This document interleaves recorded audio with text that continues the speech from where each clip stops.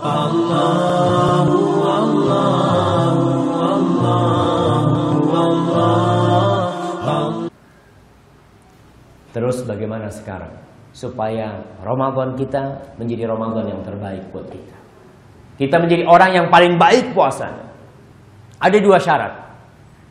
Ada dua syarat agar puasa kita menjadi puasa yang paling baik selama hidup kita. Bahkan lebih baik dari orang lain. Yang pertama, berpuasa karena atas dasar iman dan ihtisaban. Bukan karena ikut-ikutan. Karena ada di masyarakat kita yang puasanya itu karena nggak enak. Opo poso. Yo ndak enak. Tonggo poso kabeh, moso ndak poso. Subhanallah. Jadi puasa karena tetangganya puasa semua. Kenapa puasa semua? Ya, kalau nggak puasa nggak dikasih makan sama orang tua. Ya terpaksa puasa. Orang-orang yang seperti ini, Ramadannya nggak ada makna buat dia. Hanya mendapatkan lapar dan haus.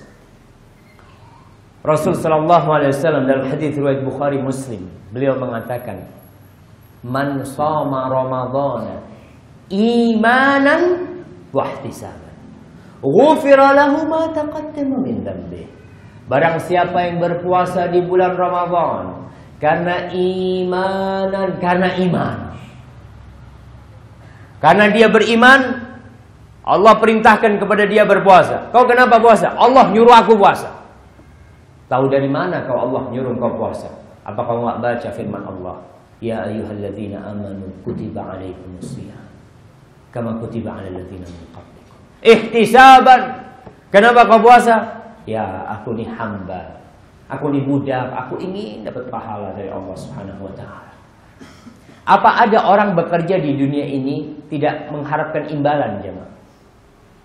Ada yang jadi pegawai negeri nggak mengharapkan imbalan? Ada nggak? Ada yang bekerja di warung nggak mengharapkan imbalan? Saya kerja di warung ini ya karena ikhlas lillahi ta'ala aja. Ada. Nah, nggak usah membohongi diri kita. Allah menawarkan kepada kita. Allah tawarkan babur rayyan. Kalian mau masuk surga dari pintu rayyan nih, Allah sediakan. Surga Allah tawarkan.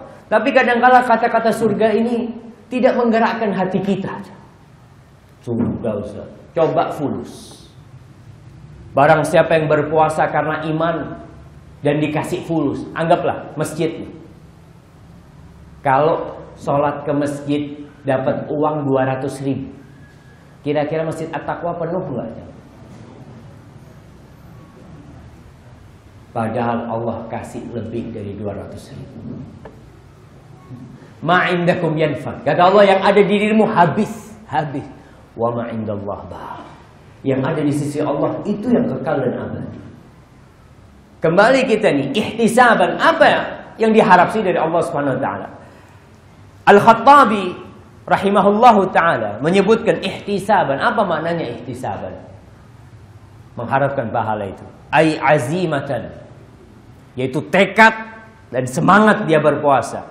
Wa huwa an yasumahu ala ma'na raghbah fi thawabihi. Tibatan nafsuhu bidzalika ghaira mustazkilin li siyamihi wala mustatilin li ayyamihi. Kata Al-Khattabi, orang ini berpuasa karena dia mengharapkan, dia bertekad, berambisi untuk mendapatkan pahala dari Allah Subhanahu wa taala. Jiwanya penuh dengan ketenangan, baik dia. Dia tidak merasakan panjang hari-hari Ramadan. Jam di Ramadan itu, antum bisa bayangkan kita di Indonesia ini nikmat sekali. Saya punya teman di Eropa. Saya tanya, berapa lama kalian berpuasa di sana? Kata dia, antara maghrib sama subuh 3 jam. Antara maghrib sama subuh cuma 3 jam. Jadi berapa jam mereka berpuasa? 21 jam. Tapi hitungannya tentu berbeda dengan yang puasa 12 jam. Namun karena iman dan wahtisaban gak ada merasa berat. Kalau Allah suruh dia berbuka umpamanya, kalau Ramadan ini 2 bulan, dia akan berpuasa 2 bulan. Karena dia ihtisaban. Bayangkan orang yang bekerja karena ihtisaban ya. Dari pagi sampai sore bekerja. Pernah dia merasa capek bekerja? Enggak. Bahkan dia kalau nggak bekerja, anak kalau nggak bekerja nggak dapat fulus, Ustaz. Maka anak terpaksa bekerja. Tapi akhirnya menjadi satu rutinitas yang dia merasakan nikmat dengan pekerjaan dia. Maka itu yang kita harapkan. Imanan wahtisaban. Kalau seorang berpuasa karena imanan wahtisaban, selesai. Waktunya tidak akan dihabiskan untuk ngabuburit. Apa bahasa Banyuwanginya ngabuburit? Ya? Hah? Nyare malam bahasa Madura. Cari malam. Ada di sini yang kerjanya cari malam. Sore pasang sepeda motornya. Kemana bang? Oh, tenang cari malam. Mau dicari di mana tuh malam sama dia? Di alun-alun. Nggak ada, malam itu akan datang sendiri. Cuma karena dia merasa berat di rumah, ya Allah, ngapain di sini kata dia? Nunggu berbuka. Dihitung jam, taruh depannya. Masya Allah, sik lama. Dia lihat lagi, Allahu Akbar, tidur, dibangunkan, lihat jam, masih jam 2 kata dia. Dia harapan bangun jam 5. Ada orang-orang yang tidur habis zuhur, kepingin bangun jam berapa? Jam 5, supaya nggak panjang puasanya. Allahu Akbar. Dan ada orang yang puasa setengah hari. Habis subuh, bismikallahumma amut wa ahya, bangun zuhur. Bang, zuhur bang, Allahu Akbar, Allah. Tidur lagi. Asar dibanguni, subhanallah. Kenapa? Karena nggak ada ihtisaban dari dia tadi. Sehingga puasa dia benar-benar berat. Antum bisa bayangkan orang yang puasa karena terpaksa. Ada enaknya? Nggak ada enak. Orang yang bekerja karena terpaksa, susah, melarat. Gitu. Bahkan biasanya orang seperti ini dapat 10 hari berhenti puasa. Na'udzubillah. Tahun ini kayaknya Ramadan kita berbeda. Dulu warung itu masih malu-malunya. Tapi tahun ini na'udzubillah. Dulu masih ada yang malu, dikasih kain ya, diikat. Tanya yang jualan orang Islam apa orang kafir? Orang Islam. Tanya yang beli orang Islam apa orang kafir? Subhanallah. Kenapa? Karena mereka merasa berat. Ada yang cuma puasa hari pertama. Malam pertama semangat ke masjid, Masya Allah, tarawih full masjid. Masjid At-Taqwa sekarang tinggal berapa sof? Hah? Masih banyak? Berkurang apa bertambah? Bertambah maju. Nah, sofnya bertambah maju. Ma'asyiral muslimin rahimakumullah. Kita akan perhatikan sekarang adab-adab yang diajarkan oleh Rasul SAW. Agar kita di bulan Ramadan mendapatkan takwa itu, bukan mendapatkan lapar. Coba kita pelajari satu persatu adab-adab Ramadan. Beberapa kita akan pelajari. Yang pertama, mensegerakan berbuka. Adab. Rasul sallallahu alaihi wasallam mengatakan, la yazalun nas bi khairin ma ajjalul fitrah. Orang itu akan senantiasa berada di atas kebenaran selama mereka mensegerakan berbuka. Jadi ketika azan dikumandangkan, langsung berbuka. Subhanallah. Itu adab. Tapi coba, ada apa di balik adab itu? Apa kita sekedar, ya udahlah baguslah kalau segera berbuka. Ibn Rajab dalam kitabnya Lataiful Ma'arif, itu kitab yang azim juga. Beliau menceritakan bagaimana ibadah puasa ini bisa membuat orang itu benar-benar bertakwa. Ketika berbuka pun dia bertakwa. Ketika waktu makan dia bertakwa. Dia mengatakan fasaim taraka syahawatihi lillahi bin nahar taqarruban ila Allah taala wa ta'atan lahu. Seorang muslim ketika berpuasa dia meninggalkan makan dan minum dan syahwat dia sepanjang hari karena Allah. Kenapa kau enggak makan? Allah yang nyuruh aku. Wa yubadiru ilaiha fil lail taqarruban ila Allah. Dia bersegera berbuka, kenapa? Karena Allah yang nyuruh dia cepat berbuka. Kau kenapa berbuka? Allah nyuruh aku cepat berbuka, maka aku berbuka. Lalu dikatakan fama tarakaha illa bi amrin min rabbih wala ada illa bi amri rabbih. Dia tidak meninggalkan makan kecuali karena perintah Allah, dan dia tidak makan kecuali karena perintah Allah. Jadi makan dan meninggalkan makan dia karena Allah Jalla Jalaluhu. Bukan karena syahwatnya. Bukan karena aku memang kepingin makan. Bukan. Kemudian dikatakan fahuwa muti'un lahu fil halain. Dia taat kepada Allah ketika berpuasa dan ketika berbuka. Rasul sallallahu alaihi wasallam melarang kita menyambung puasa. Nggak boleh. Kita puasa 2 hari nggak makan, 3 hari nggak makan, nggak boleh. Rasul melarang itu. Maka kita berbuka karena apa? Karena Allah nyuruh berbuka. Kemudian yang kedua, berbuka dengan kurma. Ada kurma, antum dibagiin kurma ya? Masya Allah.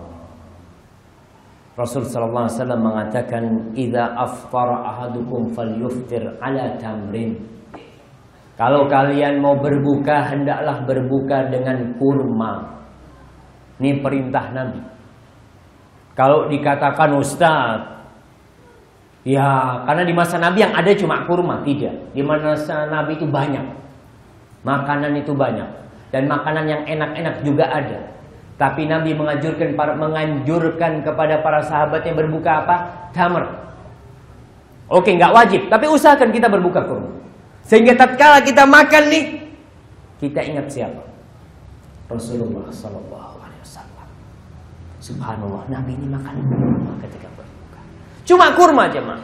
Lalu beliau mengatakan fa in lam yajid falyuftir ala ma. Kalau nggak ada kurma, bukanya apa? Roti. Apa kalau nggak ada kurma, bukanya roti jemaah? Nabi mengatakan falyuftir ala ma. Hendaklah berbuka air. Minum air. Fa innahu tahur. Air itu membersihkan. Subhanallah. Ini sunnah, alhamdulillah antum punya 2. Punya air dan punya kurma. Masya Allah. Antum orang kaya jemaah. Kaya hati insya Allah. Baik. Kalau kita lihat Rasul sallallahu alaihi wasallam berbuka kurma. Karena maksudnya berbuka itu bukan balas dendam. Maksudnya berbuka itu bukan hendak menggantikan yang tadi siang nggak dimakan, Anda mau makan sekarang. Sehingga pesan sama istrinya, tolong ya, inti lihat tuh di depan kampung Arab tuh orang yang jualan, inti beli semua satu-satu saja. Anda kepingin makan tuh semua yang ada di jalan. Subhanallah. Ada orang yang ketika berbuka itu meja makannya full. Ada kolak, es campur, es degan, kamir, apa lagi jemaah? Di Banyuwangi apa favoritnya? Hah? Roti Maria, Masya Allah, sama gulai. Dia berdiri di depan, Masya Allah, kata dia. Adzan, coba itu lihat sana. Sudah adzan belum? Kata dia. Yang dipikirkan itu apa? Perutnya. Padahal Rasulullah SAW cuma kurma. Terus kemana? Kemudian sholat. Kemudian sholat Rasulullah SAW. Kita ingat dengan sabda Rasul SAW, "Lis-shaimi farhatan."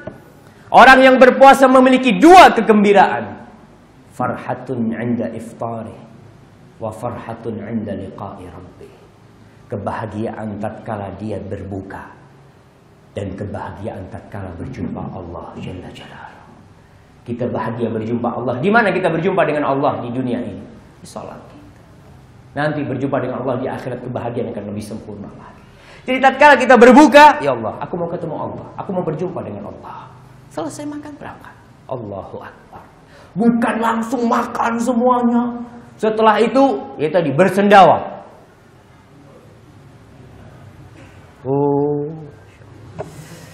Ambil ditepuk perutnya. Zen, kata dia. Cuma itu yang dia katakan. Kita lihat yang ketiga, adabnya berdoa ketika berbuka. Kita lihat orang yang berbuka. Rasul sallallahu alaihi wasallam mengatakan, "Inna lis-shaimi 'inda fitrihi da'watan la turad." Rawahu Ibnu Majah. Orang yang berpuasa ketika berbuka ada doa mustajab yang enggak ditolak sama Allah Subhanahu wa taala. Subhanallah. Jadi ketika kita mau berbuka, apa yang kita lakukan? Doa. Jadi bukan ngelihat jam, apalagi nonton TV, udah selesai. Syuf, ana mau doa. Dan kita tahu doa adalah inti sebuah ibadah.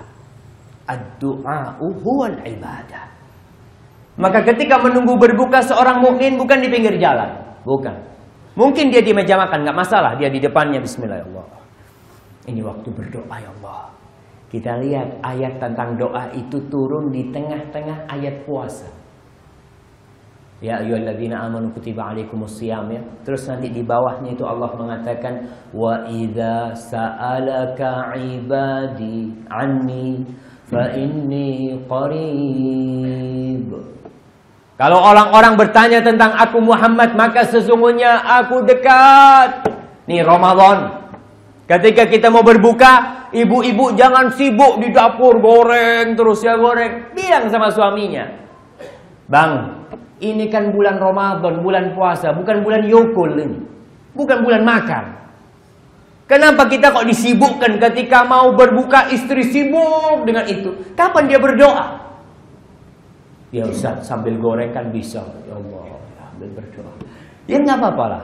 Kalau memang harus seperti itu, fadhol, silakan. Tapi ingat, orang yang mau berbuka itu waktunya berdoa. Ketika dia hendak makan, dengan nama siapa dia makan? Dengan nama Allah. Bismillah. Allahu Akbar. Ketika selesai makan, ya dianjurkan berdoa. Dhahaba dhama wabtallatil uruq wa thabatal ajru insyaallah. Allah terus yang dia sebutkan karena dia hamba Allah Subhanahu wa taala. Selesai makan, siapa yang dia sebutkan? Alhamdulillah. Allah lagi yang dia sebutkan. Karena memang ibadah puasa ini mengajarkan kita untuk menjadi budaknya Allah Subhanahu wa taala. Kita ini hamba Allah. Semuanya milik Allah Subhanahu wa taala. Maka tatkala mau berbuka, ingat di situ kita banyak-banyak berdoa.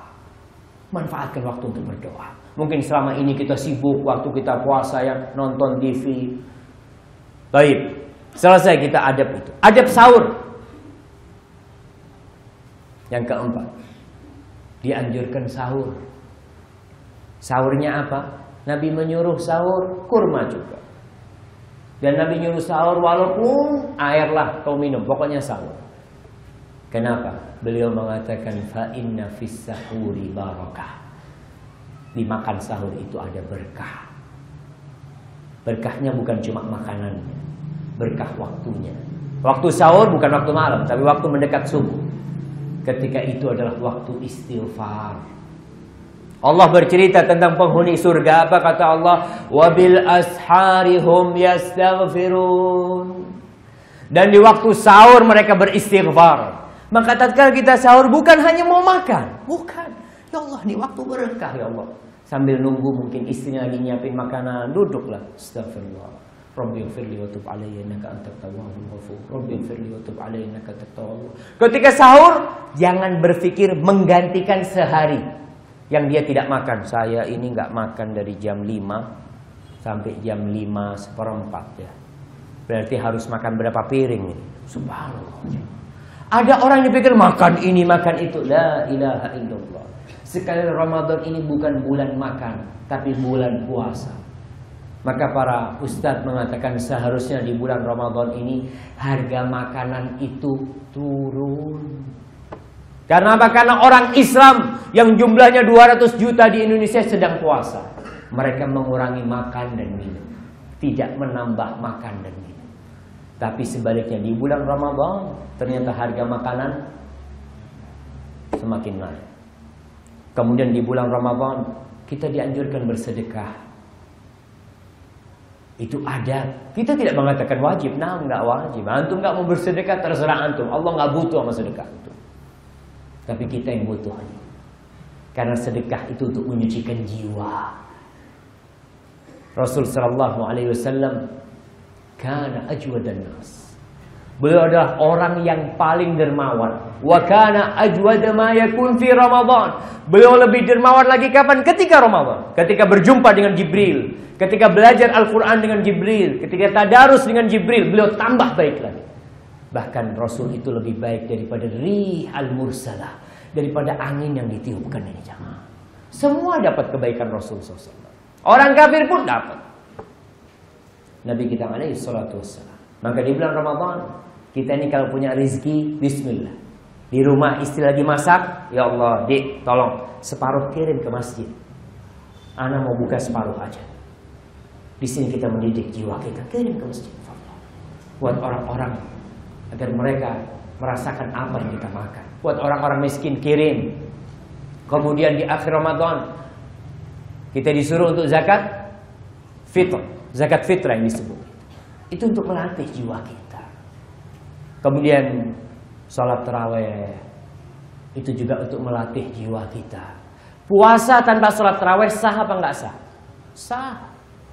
Tapi termasuk adab agar kita Ramadan menjadi orang yang bertakwa, jangan tinggalkan tarawih. Orang yang kerja, kesian memang kita lihat. Ada saudara-saudara kita yang ikut orang. Sehingga karena ikut orang ketika tarawih dia tidak bisa ikut tarawih. Bagaimana dia? Dia bisa tarawih nggak harus di masjid, nggak harus berjamaah tarawih, itu bisa sendirian. Malam hari sebelum tidur dia tarawih. Ya, mau 23, mau 17, mau 11, mau 9, mau 7, mau 5, pokoknya berusaha untuk tarawih dia. Menjaga tuh sholat malam dia. Karena itu termasuk adab di bulan Ramadan ini. Untuk mendidik kita, kalau kita ini hambanya Allah Jalla Jalaluh. Lalu i'tikaf, termasuk adab. Ada orang-orang yang Ramadan, subhanallah, 350 hari sibuk dengan dunianya. Pas 10 hari terakhir, apa yang dikerjakan? Lebih sibuk dengan dunia. Pasar lebih ramai kapan? 10 hari terakhir. Ibu-ibu lebih sibuk bikin kue kapan? 10 hari terakhir. Padahal puncak Ramadan itu kapan? 10 hari terakhir. Malam liburan itu jamaah, itu yang diharapkan di situ ada Lailatul Qadar. Orang yang tidak pernah iktikaf selama hidupnya, tahun ini iktikaf. Nggak bisa 10 hari, ya malam-malam ganjil. Nggak bisa malam-malam ganjil, ya pokok 25 ke atas. 25 iktikaf. Nggak apa-apa kita iktikaf, masuk ke sini pas buka, anak masuk sebelum berbuka sampai sahur. Coba iktikaf. Rasakan bagaimana kita ini berpisah dengan dunia kita, berpisah dengan keluarga kita, karena nanti kita akan berpisah selama-lamanya dengan mereka. Sekarang kita melatih diri kita untuk berpisah. Dan masih banyak adab-adab yang lainnya. Tapi kita masuk ke syarat yang kedua. Kita selesaikan dengan syarat yang kedua ini, agar Ramadan ini bisa menjadi lebih baik buat kita. Meninggalkan kemaksiatan. Jadi kalau Ramadan tetap berbuat dosa, ya, tetap ngomongnya nggak enak, tetap berburuk sangka dengan orang, tetap mengumpat, maka nggak ada artinya dari puasa dia. Oke, sah puasa dia, nggak batal memang. Kita tahu ngomongin orang tidak membatalkan puasa. Kita tahu ya melihat kemaksiatan mungkin tidak membatalkan puasa. Nah, puasanya tidak batal. Tapi kata Rasul sallallahu alaihi wasallam, "Man lam yada' qaula az-zur wal 'amal bihi, falaysa lillahi hajatun fi an yada'a ta'amahu wa syarabahu." Barang siapa yang ketika puasa tidak meninggalkan ucapan-ucapan palsu dan perbuatan-perbuatan palsu, nipu orang, bohongin orang, ngomongin orang, maka Allah tidak butuh dengan puasa dia, nggak butuh. Kenapa? Yang namanya berbohong ini sebelum bulan puasa itu sudah haram. Yang namanya makan kurma, makan es campur, apa aja itu sebelum Ramadan halal. Ketika Ramadan kita tinggalkan yang halal, yang haram kita lakukan, maka nggak ada gunanya. Kemudian ma'asyiral muslimin rahimakumullah, Rasul sallallahu alaihi wasallam pernah ditanya oleh seorang lelaki, ayyul mujahidina a'zamu ajran ya Rasulullah? Mujahid mana yang paling besar pahalanya wahai Rasulullah? Apa kata Rasul SAW? Aktsaruhum lillahi ta'ala dzikran, yang paling banyak zikirnya kepada Allah. Lalu ditanya Rasul SAW, fa ayyus shaimina a'zamu ajran? Orang puasa mana yang paling baik? Kata Rasul SAW, aktsaruhum lillahi dzikran, orang yang paling banyak zikirnya. Maka zikir tadi itulah amalan-amalan kita sebelum berbuka, ketika sahur, ketika berkendaraan kita baca bismillah, masuk masjid baca bismillah, terus kita berzikir di bulan Ramadan ini. InsyaAllah puasa kita akan menjadi puasa yang terbaik. Hadza wallahu a'lam bishawab. Itu yang bisa kita kaji pada kesempatan kali ini. Semoga Allah Subhanahu wa taala menjadikan kita orang-orang yang bertakwa, mengampuni dosa-dosa kita, dan memberikan taufik kepada kita untuk bisa qiyam, untuk bisa puasa dengan baik. Mungkin saya serahkan